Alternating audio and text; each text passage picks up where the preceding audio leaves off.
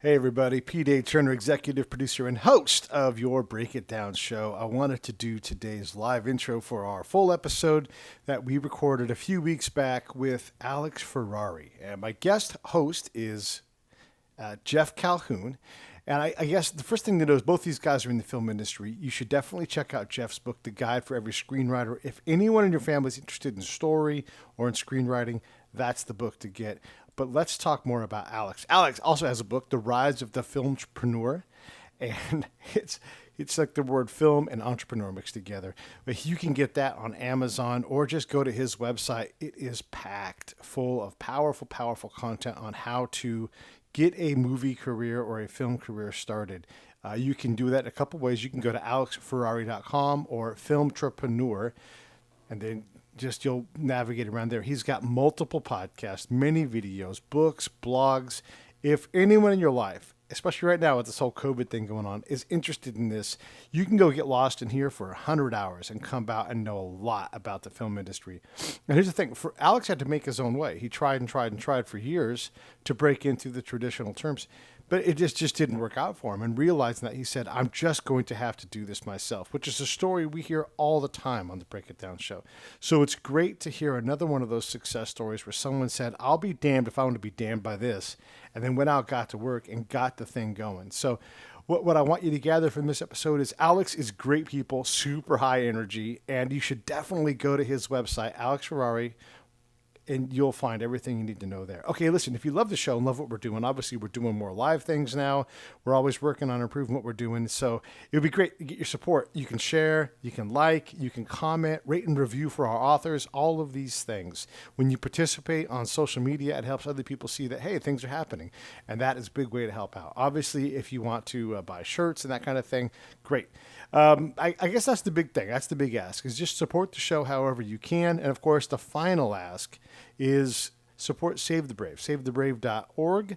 And that's where we put our time and effort in as a charity and as a show. Scott, John, and I all contribute monthly our time and our money to the effort to help PTSD and build community around those that have served for us. So those are the big notes right now. I guess we'll get to it. So here comes my man, Alex Ferrari. Lions Rock Productions. This is Jay Moore. This is Greg Proops. This is Jordan Harbinger. This is Dexter from The Offspring. This is Nathan This East. is Sebastian Younger. This is Rick Marotta. This is Stuart Copeland. This is Mick Gillette. This is Andy Summers. Hey, this is Skunk Baxter. This is Gabby Reese. This is Rob Bell. Hey, this is John Leon Guerrero. Hey, and this is Pete A. Turner. Hey, this is Alex Ferrari, and you are listening to the Break It Down show.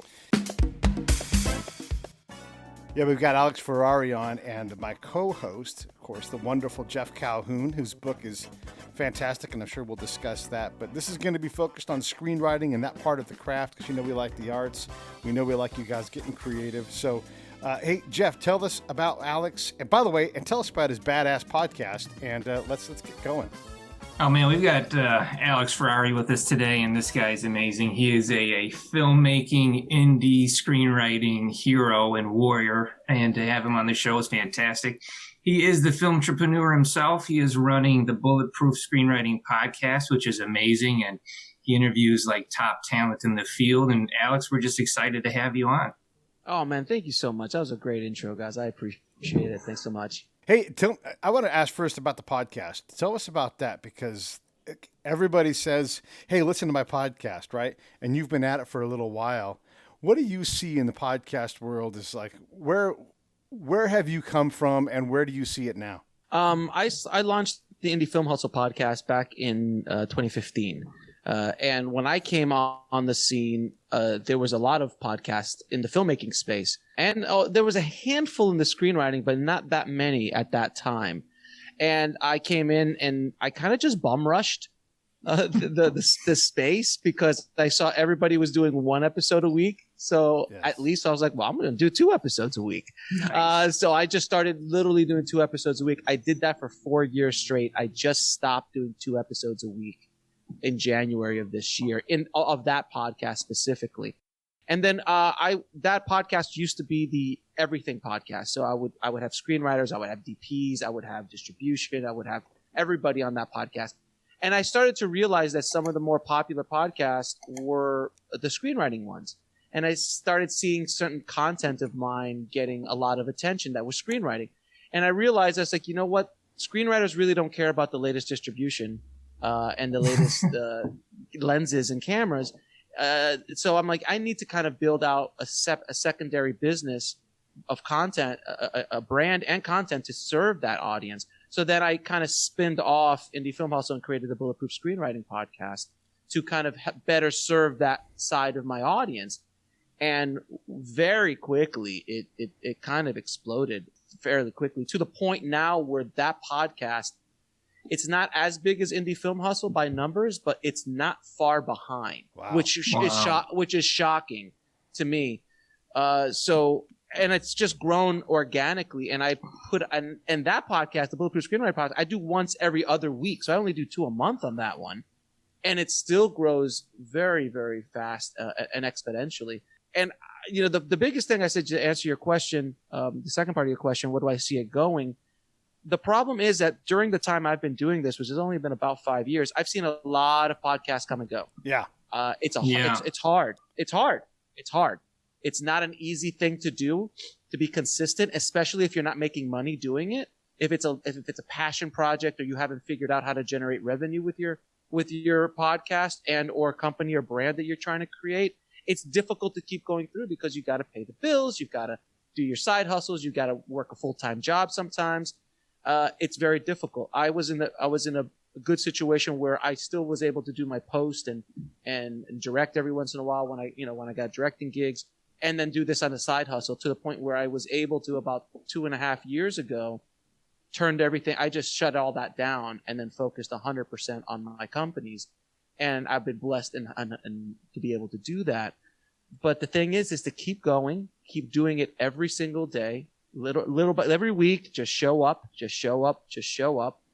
But if you're not authentic with what you're doing, if you're just coming on and babbling about stuff, like with your buddy, like, hey, you know, I just saw The Walking Dead this weekend, and you know, blah blah blah, and that's great if you're a movie review site, but people want authenticity. Yeah. And you know, I can't go into, I don't know, I don't know what other area of the business, or if I opened up the Jelly Bean podcast, I don't eat jelly beans. I don't think I've ever eaten a jelly bean, maybe once or twice in my life, because all of a sudden jelly beans are the thing, like the Beanie Babies. Imagine if I would have opened up a Beanie Baby podcast in the height of the Beanie Baby boom, because that's where the money is. I'm not authentic, and people smell it. So authenticity and showing up every day are the two biggest things. And I think people are going to jump in and out more now, because now podcasting is even hotter than it was when I jumped in 2015. So everyone thinks they can do it, and that's fine. But at the end of the day, it's just like the film business. It's just like screenwriting. Everyone thinks they can do it until they get into the weeds. And all of a sudden you're like, oh, wait a minute. This is a lot harder than what it looks like on television. Yeah. And then they drop, and they drop. So for me, I personally never look at anybody as a competitor, because nobody really can compete with me, because there's only one of me. Right? Yeah. Just like I can't compete with other people, because there's only one of them, and their audience might be attracted to them. And there's two other things I would suggest. One, the audience is going to be either attracted to you personally and your brand of information, or they're going to be attracted to the information in general, and they don't care who's saying it. Gotcha. So the first part is much more powerful, because people are attracted to my method of sharing this information, my interview method, how I talk to guests, as opposed to more sanitized, reporter style, 60-minute style kind of, because I'm not a journalist. I'm a dude. I'm a filmmaker. I'm a screenwriter. And I talk to other filmmakers and screenwriters, just like you and I are talking right now. There's no pretension. I'm just like, dude, I don't care. When I was talking to John August on the show, I'm like, sorry, did you see the name I just dropped there? So when I was talking to John August, for example, or Jim Ools, or any of these guys, these big screenwriters that I talk to them like they're filmmakers. I talk to them like they're people. I'm like, dude, so like, like when I was talking to Russell Carpenter, the DP of Titanic, on the show, and of Avatar and everything. And the first question I had for him, I'm like, so Russell, Critters 2. That's awesome. How did you? And he was like, "What? No one's ever asked me that." I'm like, "Yeah, because I truly want to know how Russell Carpenter got his first gig DPing Critters 2." Because I remember Critters 2's VHS box in my video store. I'm like, "Holy cow! I want to know that story." But that's how you do it. So it's authenticity and showing up every. Well, I mean, I love the podcast because for me, you don't have the same episode twice. And I think that's fascinating because you can see a lot of podcasts, they get kind of repetitive.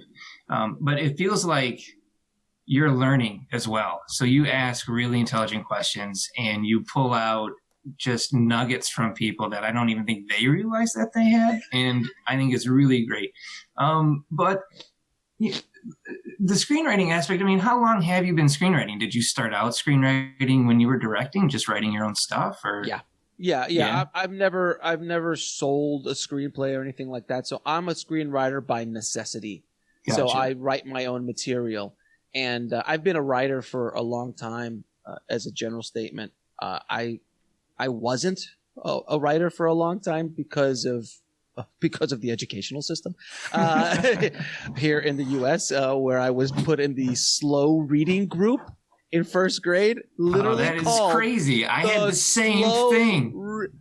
I was put in the slow reading group, and they called it the slow reading group. Dude. So from that moment on, in my subconscious, I'm like, well, apparently I don't like to read. Apparently I can't write.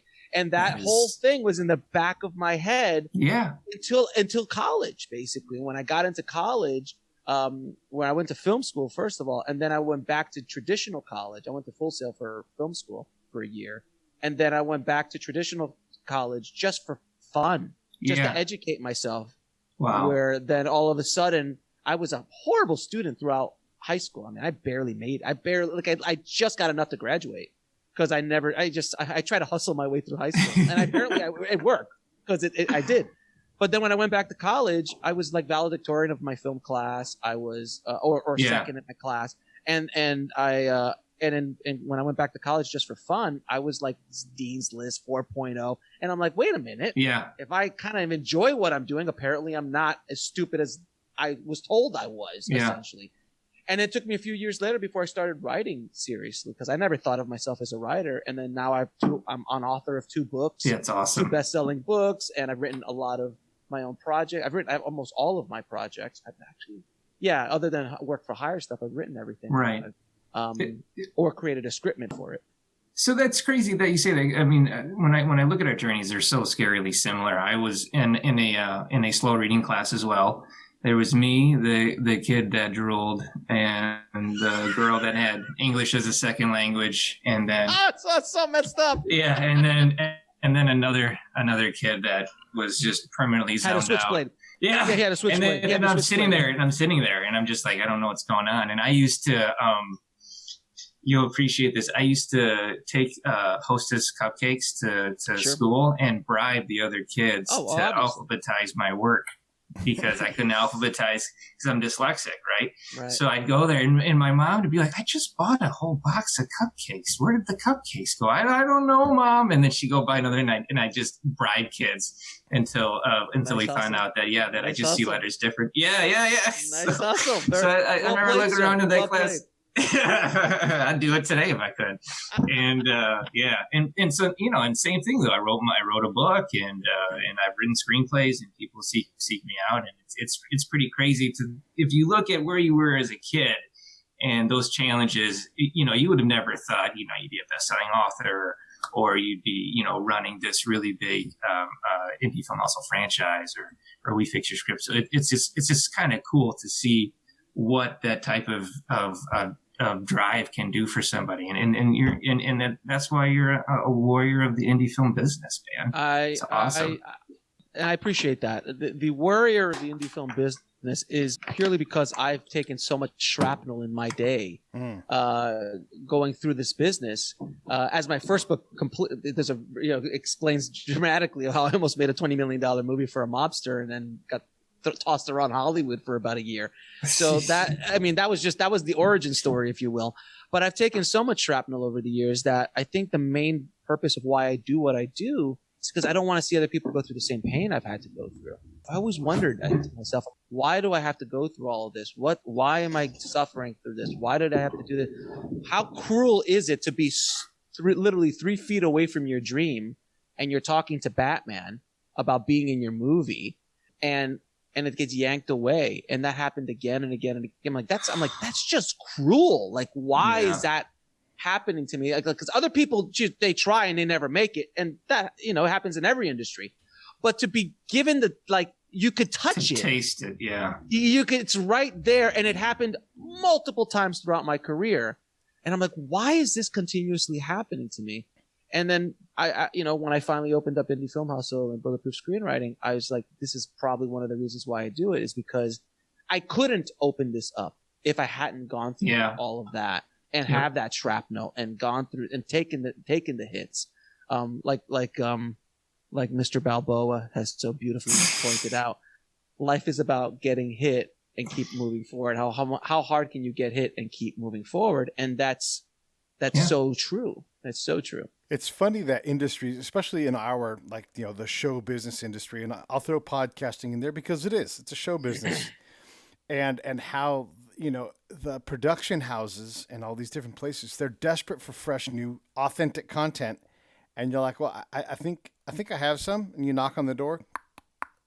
I spent a lot of time developing this stuff, and these people that are desperate for content and want authenticity, and they want that real gritty stuff that only someone like an independent person, whether they're podcast or screenwriter or film producer, can do, and they won't take the meeting. Alex, I'll explain to you the reason why. The main reason why that happens in all industries, but let alone in ours, is because everyone says they want originality. But if they're actually truly looking for originality, they want it through traditional channels. They won't take it through other channels because of risk, because of just the way the things have always gone, this kind of dogmatic way of doing things. Mm-hmm. It's just the way it is. I've run into that a million times in my life, where I try to do so. That's why I decided to not even play their game anymore, and I just opened up my own party, and I play by my own rules now. And I don't care about Hollywood. I don't care if I get called by Kevin Feige, but I will take the meeting.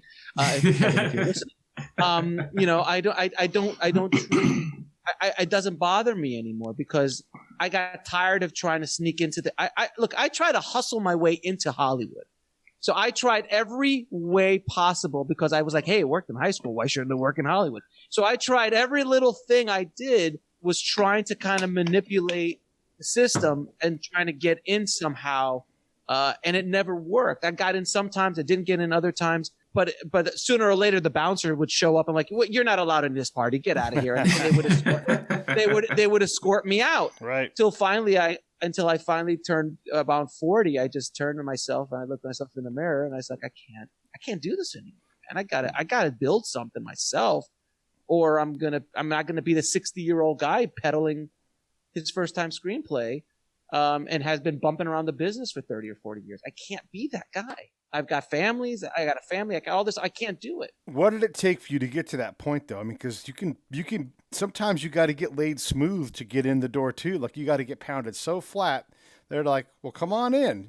So what made you make that ultimate decision where you weren't able to outwork that problem, but you had plenty of work to do something else that ended up being better for you?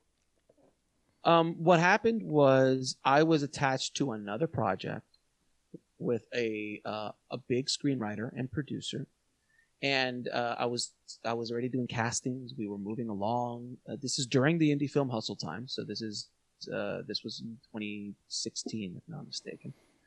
And it fell through again. It fell through, and I was already down the path again. And I'm like, son of a bitch. And I just literally looked in the mirror one day, and I'm like, dude, you're 40. Tomorrow you're gonna wake up, you're gonna be 70, and you're still hustling this same 1992 dream. It's not 1992 anymore. You're not going to make the one indie film that's going to blow you up. It's not that time. That window is closed. And originally, before the 90s, I was trying to do what Spielberg and Scorsese did in the school brat days of the 70s and 80s, and that window is closed. Like, you can't build your career or try to launch a career based on the past. You've got to look around you of what's going on right now. What are the technologies around? What are the opportunities around at this moment in time? And where is it going to go? Maybe in a year, if you have that kind of insight, and position yourself to take advantage of the window. There are windows of opportunity to show up. So, like if you were Mark Duplass with Puffy Chair, the second Netflix started streaming, and nobody else wanted to go on Netflix because Netflix sucked. I remember it sucked when it launched. There was nothing on it. It was like a horror streaming service. It was bad movies. Yeah, it was bad movies. But then all of a sudden, you got Mark Duplass and Jay Duplass, and they're like, "Oh, we'll put Puffy Chair up there." And then they start building a relationship, and now they've built out, a hell of a relationship with Netflix, and that's an opportunity. That's a window of opportunity. That whole mumblecore movement during that time, which was the late '90s and early 2000s, that's a moment. It's gone.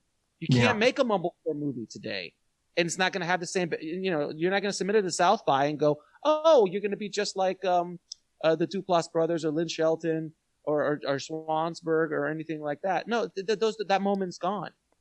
So now there's a different moment. So for me, I looked in the mirror and I said, okay, so what can I do? I'm like, I'm just going to go make a movie. I'm going to direct a movie. And I did. And 30 days later, I was shooting a movie with a friend of mine who's a comedian. I called up all her friends. She called up all her friends. And they're all amazing, world caliber talent. Stand-ups and improv actors. We wrote an outline or a scriptment for a script, and we had them improv each scene, and we just put it and we shot it in 8 days. That's awesome. And I edited the whole thing. I put it together. I crowdfunded it through Indie Film Hustle because I wanted to go through that process. Hopefully, I'll never have to go through that process again. It was successful. Brutal. I don't like begging for money. It's just for me. If there's no other way, do it. God bless. But I just couldn't do it. I didn't like it. But I was able to crowdfund the entire movie. So I was in the black while I was shooting. So I could be as experimental as I wanted to be. And I made a movie that was aimed at my audience, but it wasn't directly designed for my audience. But the concept of me making it and everything was something that I was able to do. And we sold it overseas. We sold it to Hulu. It was extremely profitable, and I'm still selling it to this day. We're still making money with it, and we'll continue to make money with it. Yeah. I control certain rights that allow me to do what I need to do with it on my own, so I can sell it through my own platforms and put it up on my streaming service, IFH TV, and add director commentary and all this kind of cool stuff that I have up there for it. But that was the thing that launched me, and then that was the moment that I realized. I said, "Oh, I don't need them anymore." Yeah, I don't need them. If I could get away from the whole, I need to play in this monster sandbox, which is a Marvel movie or even a studio movie, I can do my own thing. And don't get me wrong, I would love to play in that sandbox. But when you play in someone else's sandbox, you're going to play in by somebody else's rules. So I'm not a good. I like to call myself unemployable. Yeah. I am not a good employee. I'm a good partner. I'm a good collaborator because that's what you need to be in this business. But I'm not a good employee. I was fired from both of my full-time jobs I had in my 20s. Very proud of my firings, by the way, and because both firings led to other things, and. But that's what I decided. That's what I finally came to the realization to. So for screenwriters specifically, guys, I know a lot of people listening are probably like, "Well, that's great, Alex, but I'm not a filmmaker." I'm like, "Yeah, but as a screenwriter, you've been designed in the womb by the system." Oh, you're getting into what I was just about to ask. That's good. Okay. I was going to tell you because I'm pre-con. Yeah, you're on it. You're rolling. No, because I was going to say with your book, Filmtrepreneur, right? It's right. What I look at it from a screenwriter perspective. That's trademark too. I got that too. You can't say. I'll pay you your quarter. Go ahead. So because that's how I'm reading it, and I'm looking at it, and I'm like, you're absolutely right. Because what your book preaches, really, if I'm going to boil it down to, is to not be rigid. And that's really, like you're saying, like screenwriters are bred that you're going to make success one specific way in the studio environment. And when I'm out teaching seminars or classes or mentoring, I keep telling people, you can't be rigid. You have to look at ways of branding yourself, getting it out there. And I tell everybody, you are the only one who's going to make you successful. So, and that's really what you preach. And you preach it in such really interesting ways that, I mean, my mind was set afire on different things I can do for the community and provide value. And I think it's just great. I think anybody, screenwriters as well, should definitely read Film Entrepreneur and then look through that lens. I mean, maybe you'll end up making your own stuff and doing it that way. Or maybe you can come up with a way of branding your own business like we've done, and really getting out there, making yourself successful. Because like you, I've had that almost taste of victory where I pitched. I queried a guy with my zombie comedy called Hipster Z, which is about a zombie virus in a small southern town that turns the locals into flesh-craving hipster zombies. Right? So funny, topical. He ended up sending it to Fred Siebert, who loved it, thought it was hilarious, and he runs Frederator, right? And then he sent it down to Cartoon Network, and then they call me up and they say, hey, do you have a kids show? Because we like your voice. And I absolutely lied and said, yes, of course I do. Yes, you always lie. Yeah, Yes. of course I do, right? And so then I hang up and then I call up my friend and I say, guess what we're gonna write tonight? So we wrote a kids show and then sent it out to them, and they liked it, but they ultimately passed. And after going through that, I realized same thing. I have to start creating my own way of being successful. Hey, this is Pete A. Turner from Lions Rock Productions. We create podcasts around here, and if you, your brand, or your company want to figure out how to do a podcast, just talk to me. I'll give you the advice on the right gear, the best plan, and show you how to take a podcast that makes sense for you, that's sustainable, that's scalable, and fun. Hit me up at pete@breakitdownshow.com. Let me help. I want to hear about it. Creating my own way of being successful. The way the system is built, the way the studio system is built, and Hollywood is built, it's built on a very archaic model, which is built back from the Chaplin days. That they've been building the studio system and they've been building the television system in this way to funnel content, to funnel people in. But we live in a world that is not necessary to maintain.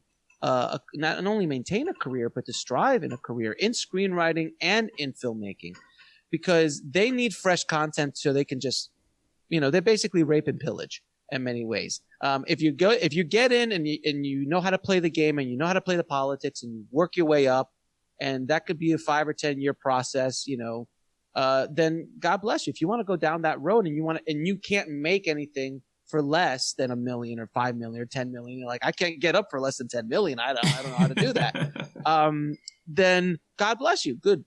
But the problem is that those sandboxes that are people are allowed to play in it's getting shorter and smaller every day. They're getting larger, but the opportunities are getting smaller. There's less people getting access to those. It's not the 90s. It's not the 80s or 90s or even the early 2000s.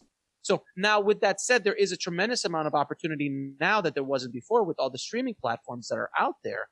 But then you're not playing in those large sandboxes anymore. I know some of these shows, their budgets are just like, you look at them, I'm like, how is that even working? Right. How are they doing it? Because, and by the way, the system is starting, and it's already going in that direction where you can't make a living in the system like you used to. So residuals are going to go away. I promise you. They're already going away on streaming. Like Netflix doesn't play residuals.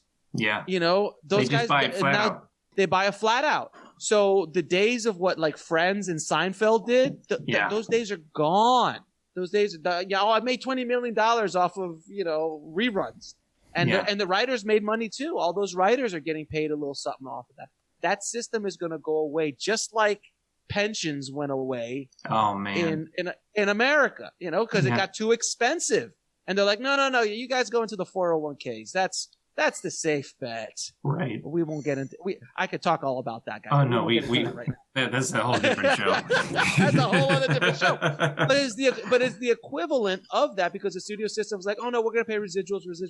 Yeah. Because why? They were trying to attract talent. Why? Because there wasn't a lot of talent. Now there is nothing but talent. There's nothing but content. So they're like, well, why are we paying these astronomical, residual payments on screenwriters, actors, directors, all of that? Like, why are we doing it? So that is going to go away. So it's going to become more and more difficult for screenwriters, let's talk specifically, to actually make a living inside the system when they're not working. So you're going to be turned into employees. You're going to be turned into factory workers, which is already happening. I know writers who are working on shows, who are on streaming platforms, who are making their, money every week, but it's not like astronomical money.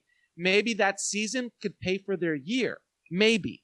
If they live in LA, maybe not. Maybe they could pay for half their year and they got to jump on another show to survive. And if they don't do that, then they're screwed.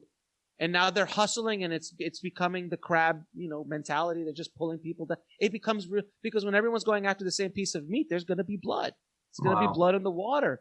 So what I decided to do, and it's what I suggest and what I teach all the time, is to create your own blue ocean. If you remember the book, the blue ocean, red ocean strategy, which is where everybody's going after the easy fishing is a red ocean because there's blood in the water. Or you can go to a blue ocean where there might be some good fishing. It's untested, but there's not a lot of competition. So you create your own blue ocean in a sense, where people can, you can build your own world. And then I'm sure screenwriters are listening right now going, well, how do you do that, Alex? I'm a screenwriter. Like all I know is write a script, submit it to a festival, to a competition, to an agent, and hope and pray that someone from Mount Hollywood's going to come down and tap me on the shoulder and go, you shall write. Like, that's an insane business model. So you have to create your own business model. Yep. So how do you do that? You first of all can write. So you're a writer, right? There's a lot of jobs out there that will pay you to write. That might not be screenwriting per se, but it could be other avenues. You could be writing. If you're a storyteller, write a novel, create an IP. That's another way of doing it. Writing is the most affordable way to express yourself as an artist, other than paying for a mandolin for $15 at Guitar Center and playing it. That's the only cheaper way I know, other than maybe singing. That's free, but you still need music somewhat. So screenwriting is a very low cost of entry. You need a laptop basically at this point, and you need a software. That's it. Yeah. And that's all you need to express yourself. And if you just want to write and tell stories, then do that. Write, tell stories. If you want to be more entrepreneurial or filmtrepreneurial or screentrepreneurial, but if you want to be that, then team up with people who want good content, who have the same mentality that you do. So you find a young filmmaker or an old filmmaker, it doesn't matter, who's got a filmtrepreneurial mindset and go, I need content. Do you want to partner with me on this film? Do you want to partner with me on this limited series that I'm putting together? Great. Okay, you provide this. I'll provide the production. Let's come up with an agreement and let's make something happen. You're not going to maybe get paid up front, because I'm not getting paid up front, but we can go in this as partners and we can make something happen. And now you have something that you. Yeah, you're a produced writer at that point. You're a produced writer, and then you could leverage that and continue. Exactly. And there's a lot of ways, but you have to think outside the box. And that's what Rise of the Filmtrepreneur, the book, is trying to say. Like, we have been trained that this is the only way to make money with the film, is to make the film, find some way to magically get the money that you need for it, magically produce this thing, that magically finish it, and magically have all your deliverables ready, for then to hand it over to a stranger who you trust, who's going to send you a check eventually, in an uncertain marketplace that is changing daily, literally today as we're recording this, hourly. Yeah. With the whole virus and what's going on in the world today. That's insane. You have to be able to control your own destiny. And it's really difficult to break people out of that mindset, because that's all we've been taught. because that's what the Hollywood machine has been putting out since the golden days. They like I've said before, they are really good at selling the sizzle. They really suck at the steak. But they're the best at the sizzle. They are the best. They're Hollywood. So much so that the entire world follows us, follows our trends, follows our pop culture because of the Hollywood system of being able to sell the sizzle. So that's what I would suggest. No, I think it's great. I mean, with screenwriters, when I'm at Script Summit, because I'm the director there, and they're there, and we're talking about what they're doing, and people are trying to sell their pilot or they're pitching their pilot, I make sure to tell them, like, your pilot or your feature is your resume. It's what you can do as a writer. I would not, don't expect to try and sell this thing. Just get it out there. Use it as a way of a calling card of, this is what I'm capable of. This is what I can do. And then people can see your skill level. And if they like it, if they're impressed, they're going to invite you into their bubble. And then you can start collaborating. That's absolutely truth. I love it. Thinking out of the box is really the only way to go forward and become successful. Well, if you think about it, like, look, if everybody and their mother has a pilot, a script, a show Bible, a screenplay, everyone does, right? I mean, I always joke here in LA when I get into an Uber, I'm like, "How's the script going?" And that's funny, dude. And 9 out of 10 times you're like, "How'd you know?" It's either how did the audition go, or how's the script going?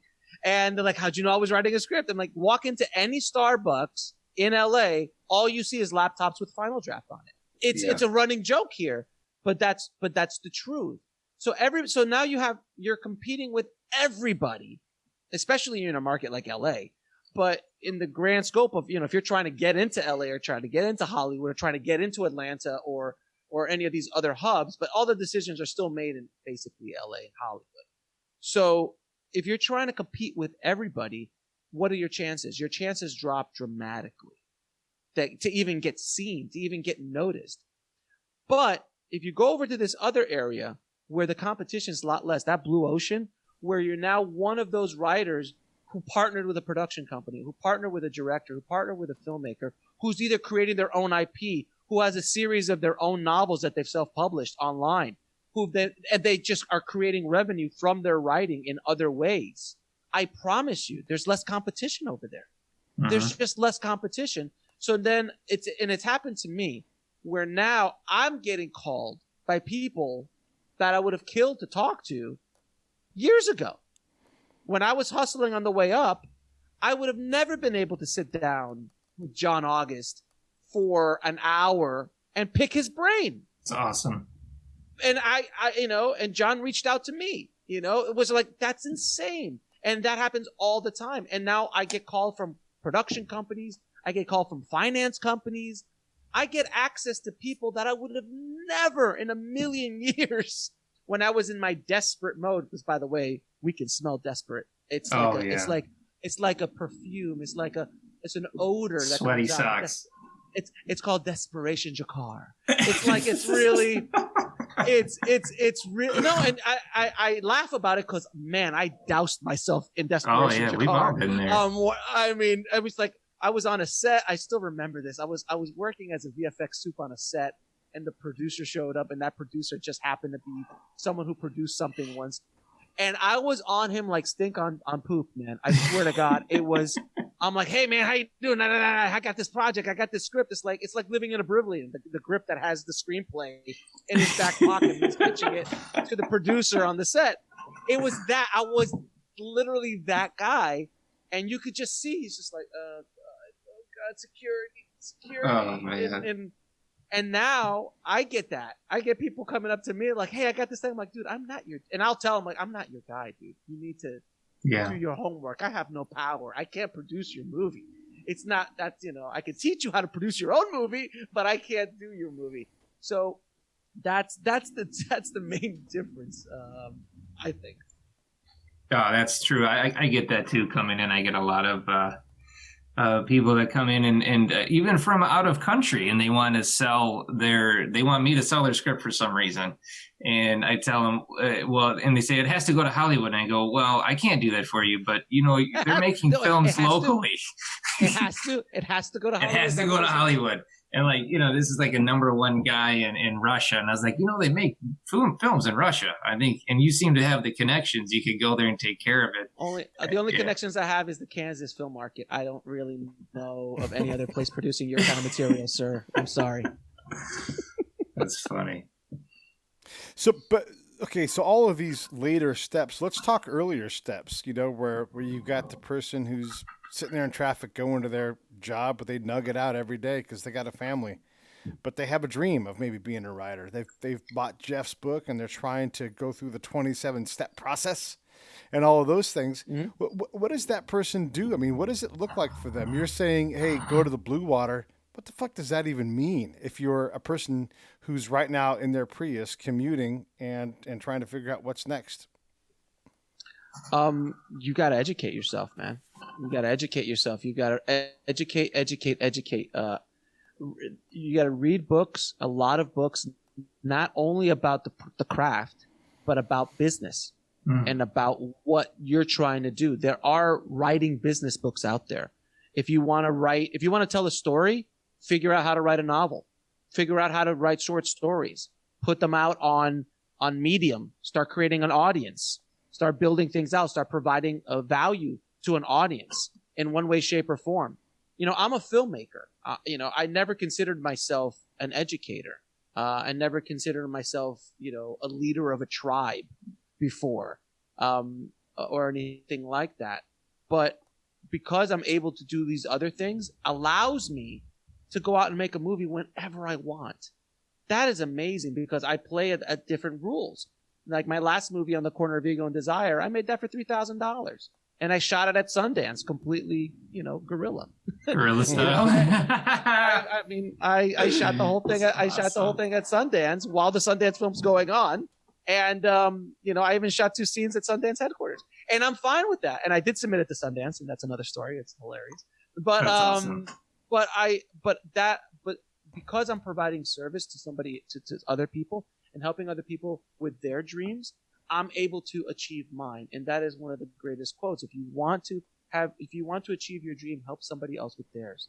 So, and I know that might be a little foo-foo for a lot of people out there listening, and that's fine. All I can tell you is how it's worked out for me. If you're able, in today's world, with today's technology and in the window of opportunity is now, you can reach a massive audience instantly. Now, how you attract that audience is up to you. You can attract it with your genius. That's one way. You can attract it with being of service, providing a service to them. There's basically 3 major ways, and I talk about this in the book. You can entertain them, you can educate them, or you can inspire them. And that's 3 ways that you can build an audience, through those 3 ways. And as you're building an audience, when you're building that audience up and connecting with them on an organic and authentic level, when you start, and if you've positioned the brand, or if that brand is you, in the proper way, you can start inserting your work, your products, your things that you're going to try to sell to them to provide them value, whether that's entertaining, whether that's inspiring, or that's educating. I'm not telling everybody's got to go out and build a course. That's not the thing. If you're able to curate really great content in a niche, we'll go, and you want to, I'm going to do, there's a great, I can't believe this is a thing. Sasquatches. Okay. So Sasquatches, yeah. Bigfoot, right? Bigfoot. There is an audience for Bigfoot. The Bigfoot fan fiction. I'm not kidding you. And so there's Bigfoot fan fiction. I'm not kidding you. So wait, Geoff, put your eyebrow down. It's scary. Because I'm actually on a gig right now for Sasquatch. Okay, so then you're gonna love this. I'm like, I'm leaning in. And remind me to tell you the funny story about the Sasquatch at the end. So there's Sasquatch stuff, right? As a writer. So let's say you want to write stories. Well, you can attach yourself. I'm not saying to be the Sasquatch guy, but if you provide value to the Sasquatch community and fan fiction, and you start writing fan fiction, you might be able to self-publish a book in that niche. And writers need to do the same thing as filmmakers. Find a niche and write in that niche and provide value for that niche. So I'm using the niche of Sasquatches, for instance, writing a book about Sasquatches or fan fiction about Sasquatch, and that can go into any. I'm just using Bigfoot for funny reasons, but it's a thing, by the way, and I'll tell you at the end why it's a thing. You could start writing stories for them. You could start creating an audience around them if that's the kind of stories you want to tell. It might not be your cup of tea, but I'm using it as an example. And then all of a sudden you start putting out your own products for that community. Like, hey guys, I know you love Bigfoot and Sasquatches. I've got my self-published fan book, or not fan book, just fiction. My Bigfoot fiction book coming out. And it's on order here. And all of a sudden you're starting to build up something. And now you're also generating revenue for yourself, because everyone talks about the art, and the art is great, but the word is show business, and the word business has twice as many letters as the word show. There's a reason for that. If you can't make money doing your art, you're a hobbyist. I can go buy a guitar right now and start playing it in my room, but until I'm making money with it, I'm a hobbyist. I'm sorry. If I can't put food on the table to support my family, I'm a hobbyist. So understand who you are in the journey that you're on. You know, it took me a while before my podcast was not a hobby anymore. It wasn't a side hustle, because now it's become my business. It took me a while before being a filmmaker was my business, where post-production wasn't just a hobby, where I was editing stuff for friends. It became a business. So you got to make that distinction in your own career. So I'm building this business, you know, selling Bigfoot memorabilia. And then, that's the other thing. Once you build that audience up, what else could you sell to them? How else could you be providing a value to them? Could you sell them Bigfoot t-shirts? Bigfoot this, Bigfoot that. Then I want to write a screenplay about Bigfoot. Great. Write a screenplay about Bigfoot, team up with a filmmaker, make a Bigfoot movie, and you've got a built-in audience waiting for your product. Do you see how this all plays out? This is how it works, and screenwriters are no different than filmmakers. Yeah, that's how they did it with 50 Shades of Grey. Oh my God! Which is, right? 50 Shades of Grey. Yeah, exactly. It was basically a self-published book, and they slowly built it out, and look what it turned into. Yeah, it started out as fan fiction on a website. Correct, and it just kept going into movies and turned into screen, and and whoever wrote, I forgot who wrote that, has turned it into a $1 billion franchise at this point in the game. So, and that's by the way an outlier. It's an outlier. That's a lottery ticket. But for every one of those, there could be tens of thousands who are not generating millions, but could generate $50,000, $60,000, $70,000 a year. Is that enough to survive? Is that enough to put food on your table? Is that enough to pay your mortgage and put your kids to school? That's a full-time gig in a lot of places in this country, and a lot of places in the world will for that. You gotta look at it differently. Like, yes, do I want to make billions of dollars to be able to and be able to have a tremendous amount of resources at my disposal, so I can create more impact in the world? It starts with, how am I going to pay my rent, and what can I generate to pay that rent? So if I need $4,000 a month to cover my nut. So then you got to, as a writer, think, okay, how can I generate that money with my art? And if you ask that question, the brain will answer it. And then that positive question will create positive answers. And you will start to think differently. And your mind will start being reprogrammed just a little bit, so you can start doing that. And the funny story is that the reason I even know about Bigfoot fiction is because a buddy of mine wanted to play a prank on his brother. And I said, he goes, "What can I do, man? He's been busting my balls forever. What should I do?" I'm like, well, I think there's a thing called Bigfoot pornography fiction. And I'm like, what do you mean? I'm like, look it up. And we Googled it, and we're like, oh my God, there's like this subculture of people who love to read Bigfoot sex novels, basically. So like interactions with Bigfoot and all this kind of craziness, right? So I'm like, this is what you do. Go on his computer at home and constantly check, just like while he's not looking, do a bunch of it, and then do that for like a week or two, and then get away from it. So the history is there, and then like one time do it and leave it open for his wife to find it. Oh my God. Oh my God. And I don't want to say because I read a little bit of this stuff because I was curious. I was like, I don't want to put it on the air because it's just when we hang up, I'll tell you what I said.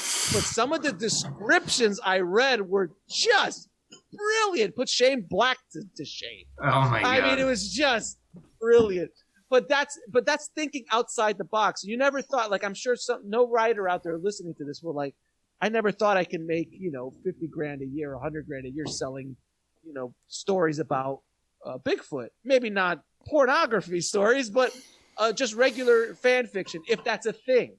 Well, I'd like to clarify. I'd like to clarify that my Sasquatch gig is not that. But So we could also just put clarify that on the record. we can also clarify that Alex is Squatch curious.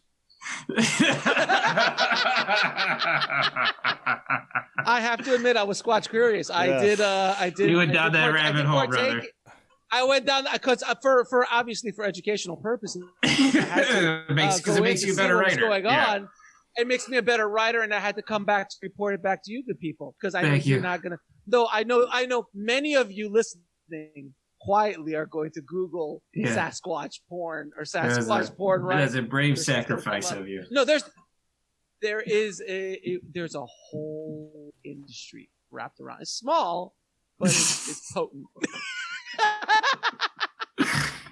I'm a best-selling author. What are you best-selling author in? Sasquatch porn. Sasquatch porn. Hey, he goes, really? I'm like, yeah, that's my new Porsche outside. Oh, really? I'm like, yeah. I'm riding the Sasquatch porn all the way home, sir. I learned it from the Filmtrepreneur book. Exactly. Read this book. Read this book. The Filmtrepreneur. Let's spend a few minutes doing that because there are a lot of folks out there that do want to get educated. Let's so Filmtrepreneur, talk about your books, talk about your services, and let's cover those bases. Yeah, my latest book is called Rise of the Filmtrepreneur, which you can get at filmbizbook.com. It's available everywhere: Audible, Amazon, and Barnes and Noble. And it's basically a book on how to turn your independent film into a money-making business.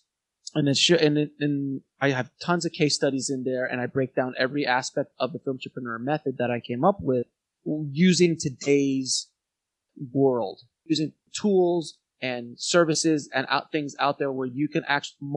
It's not something that's like very philosophical or in theory. Everything practical and in today's world. My first book was called Shooting for the Mob, which is my story about how I almost made a $20 million movie for the mafia, and then was flown around Hollywood and met the biggest movie stars in the world and billion-dollar producers and all that kind of good stuff when I was 26, where my life was threatened on a daily basis, and it was the most horrific time of my life. But I wrote it all down for you good folks to listen to read, so you can hopefully not have to go down that road. I run indiefilmhustle.com. Bulletproofscreenwriting.tv, which is dedicated to screenwriters. The podcast is there, and the Bulletproof Screenwriting Podcast, which is available everywhere. I have a service called Bulletproof Script Coverage, which is it's a service I designed to help screenwriters get their scripts covered, but based on the budget range that they're looking at. So. And we match script writers with the kind of film they're making. So, a lot of times, a lot of these script coverage services will just, throw an indie film to a guy who's just read studio projects, and he's going to go pass or he's going to tear it apart because he doesn't understand what they're trying to do with the film. So we actually do it per budget range. So there's 3 groups in there, and that's at covermyscreenplay.com.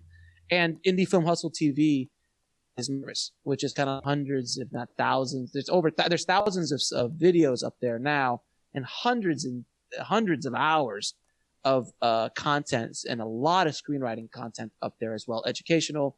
We have movies about screenwriting. We have documentaries about screenwriting, as well as educational and shows as well.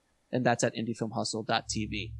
And I can keep talking. I got a lot of stuff I can promote, but that should be good. But this is what the shop looks like. I mean, you talked about this, and oftentimes it gets easy. Like, I go find blue water and I make things, but you're talking thousands of hours of content or work to create this content. Like, you built a body of knowledge through a lot of hard work. It's like we're about to hit 700 episodes here at my show.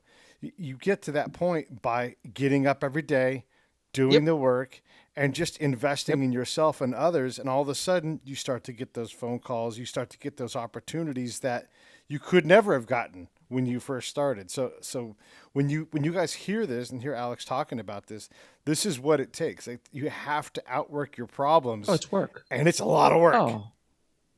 It's a lot of work, and you know what? That work is what's going to set you apart from the crowd, because everybody in this business a lot of people coming into this business think it's easy, or thinks it's gonna just happen for them. They're gonna get that lottery ticket in whatever avenue of the business they walk into, screenwriting, directing, producing, whatever it might be.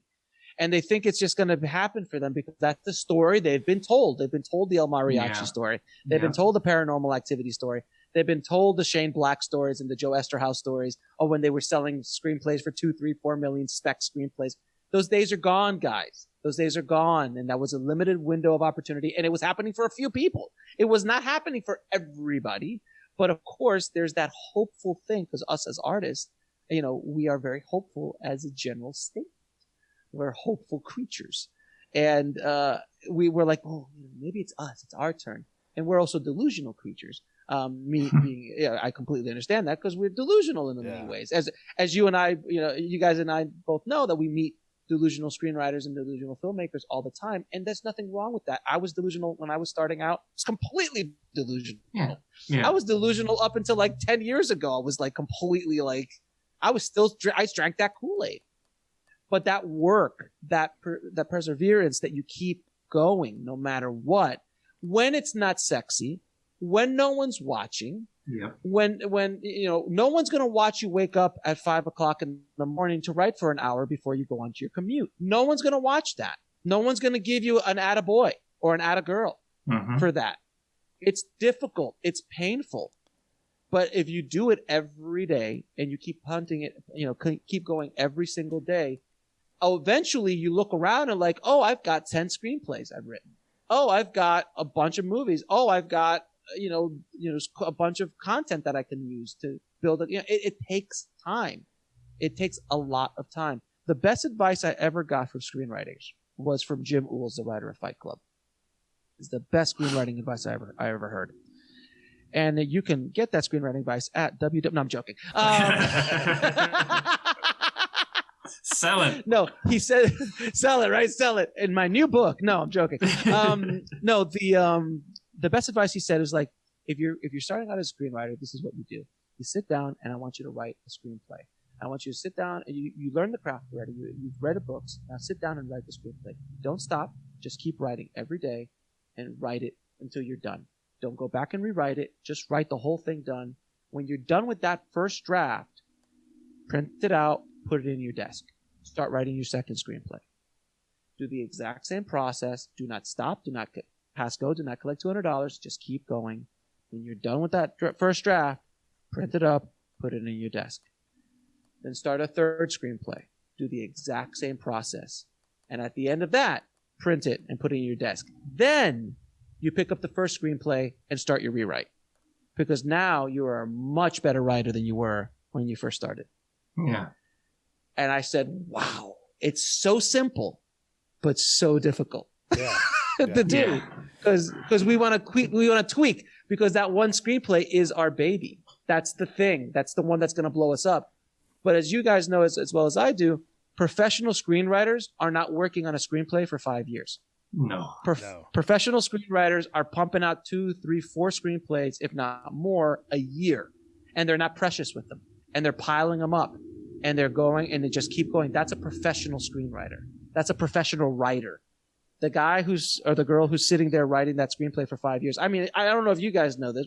I'm sure you know screenwriters that you met, and then like a year or two later, like, what are you working on? I'm working on that thing. It's almost there. It's almost there. No. And that's just delusion. That's just fear. It's fear. Yeah, it is. It's absolutely it's fear. They're just locked in it. Yeah. They're fear because it's safer. It's safer to stay in that little world that they've built for themselves. And if they don't go out there with it, they can never fail. So they'll just keep writing it. And it happens in editing. I saw it in editing all the time. I saw producers and directors make up crap in the editing room to keep that ball rolling because they didn't know what else to do. They've been on that project for a year. And then afterwards, you're just like, well, what do I do when this is done? I have nothing left. It's a scary thing. One of the things that I've learned along the way is that everybody has a great idea, but not everybody writes it down. And then there's a gate there. It's like, okay, you had a great idea and you wrote it down. Do it again. And now, like, there's another gate. And then after that, it's like, now keep doing it again. And if you're able to do that, you are worth someone's time. You're worth someone's money. And maybe they don't see you there in your underwear, drinking coffee, writing a script for an hour before you go to work. But when they see you have all these brilliant ideas and you've done it, they know what that means. They know that you've spent the hours, before work or in Starbucks, and that they don't have to pay for that growth. You've already created that value. They can see that. They know what that means. And that's what you're trying to really attain. And what Alex and what Geoff both do is they take that time and they compress it ever so slightly. There's still lessons to learn. There's still things where you're going to be pig-headed and hard-headed and not learn them.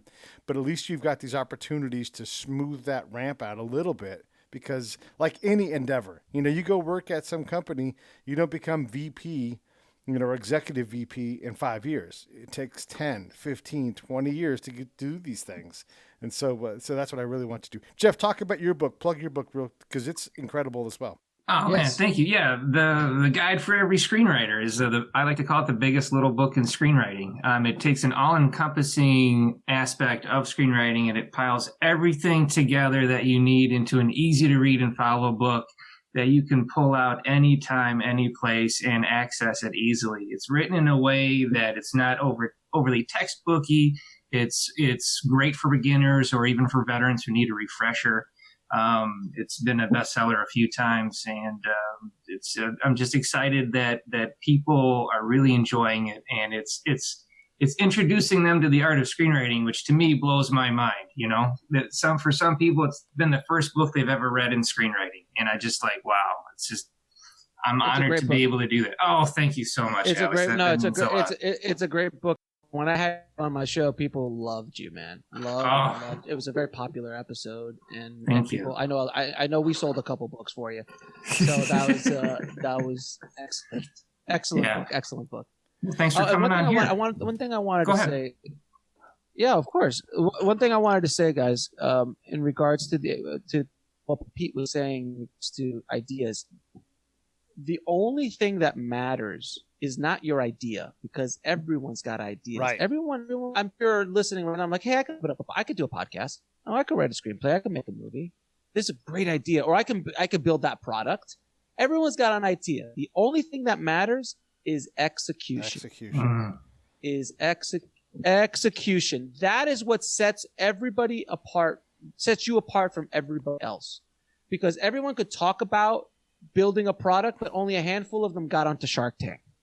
You know, because they went through the work, built it out, and then the guys that do show up on Shark Tank with an idea, they get thrown out like with a witness because you're like, you haven't put any of the work in. Like, why are you? Oh, it's a proof of concept. We haven't gone to market yet. We have no skills. You're like, well, why are you here? You're not ready for us. And that's what happens with a lot of filmmakers and screenwriters. They just show up with an idea and they expect that their genius is going to be seen in someone in power who has put in the time, who has put in the execution in their own business or in their own world is going to go, oh, you're how much do you want? Can I just give you money? How much money do you need? That's what they expect. That's like what they expect. A ray of light breaks through the sky and shines down upon the screenplay, and the producer is awestruck. That's why people always ask me, they're like, aren't you afraid of other people who are going to come into your space? I'm like, no, because I know what it takes to do what I do.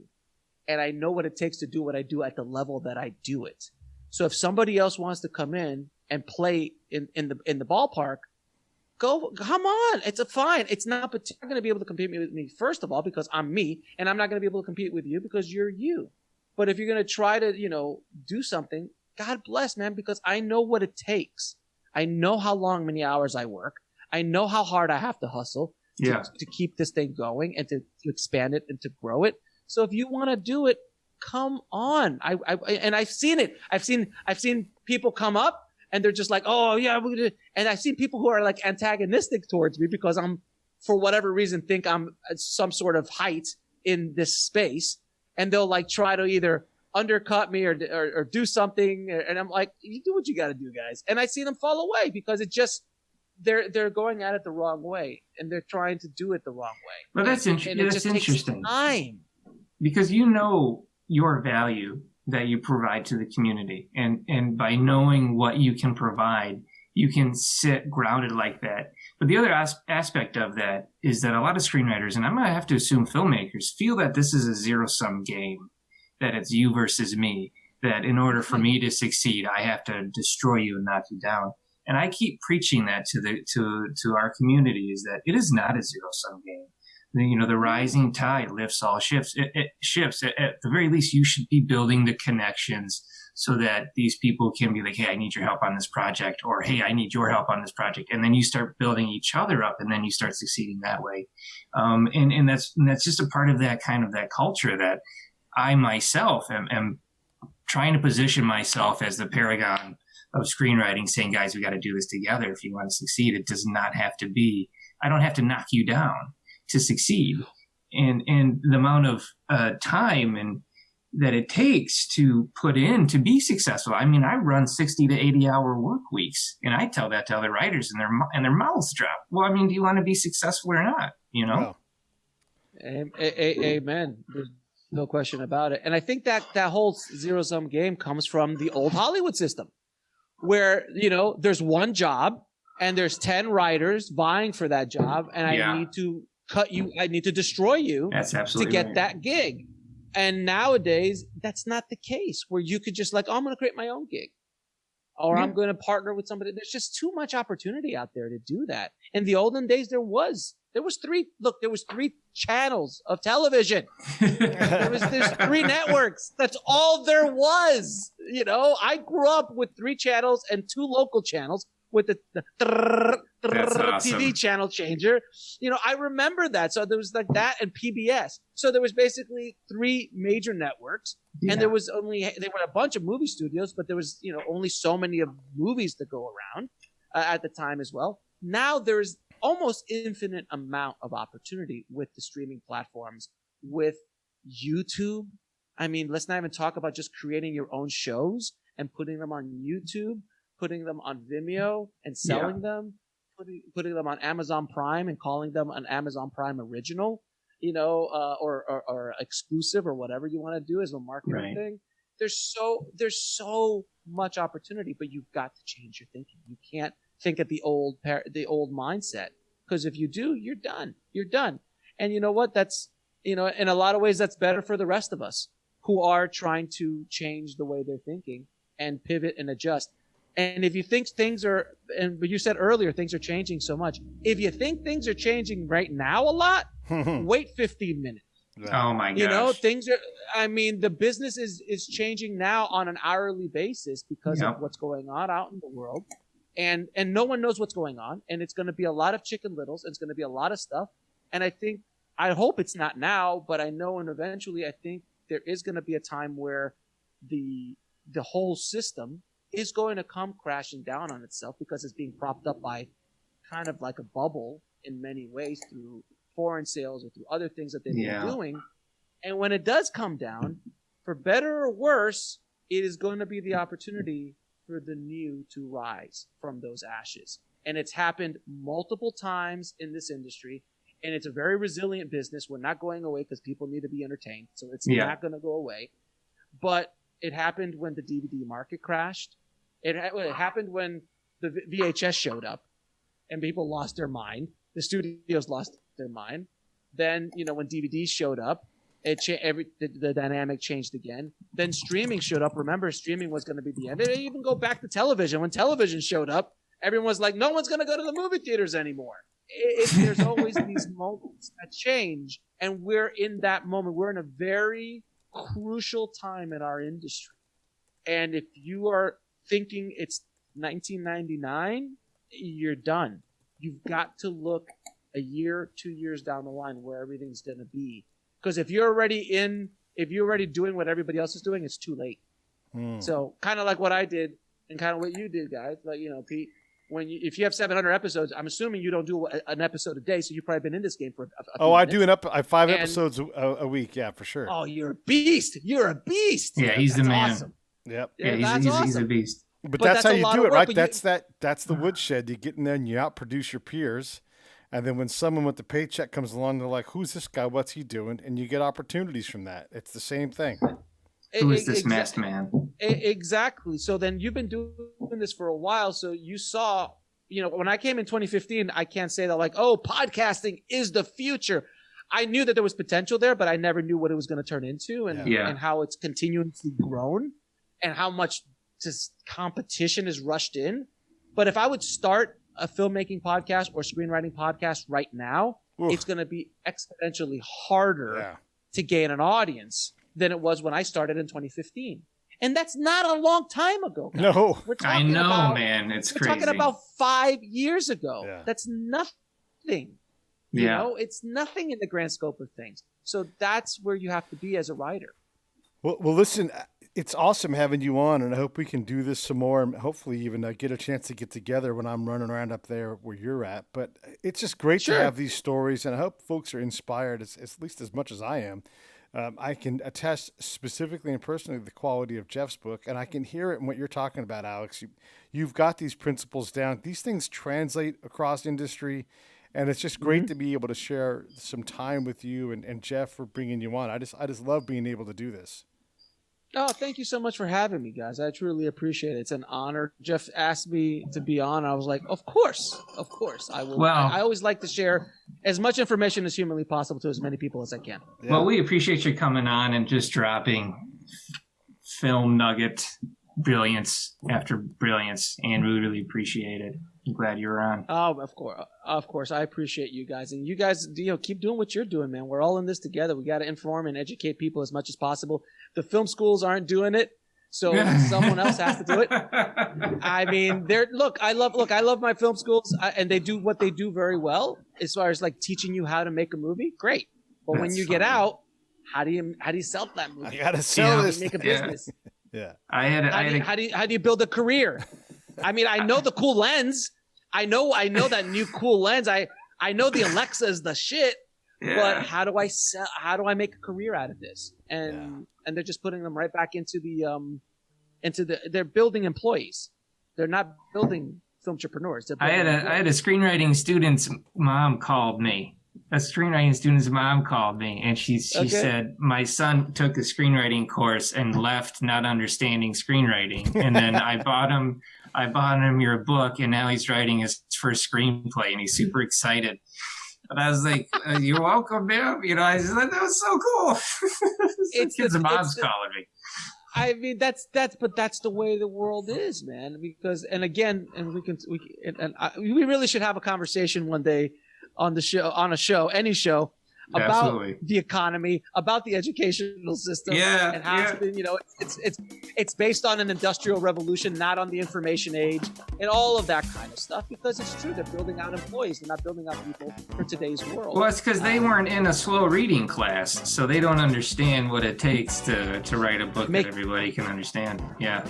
Correct the mundo. I may go back to way to go, Fonzie. Yeah, I was about to say. Well, thanks again, guys, for having me on. I appreciate it. Anytime you want me back, I'm more than willing to come back and talk shop.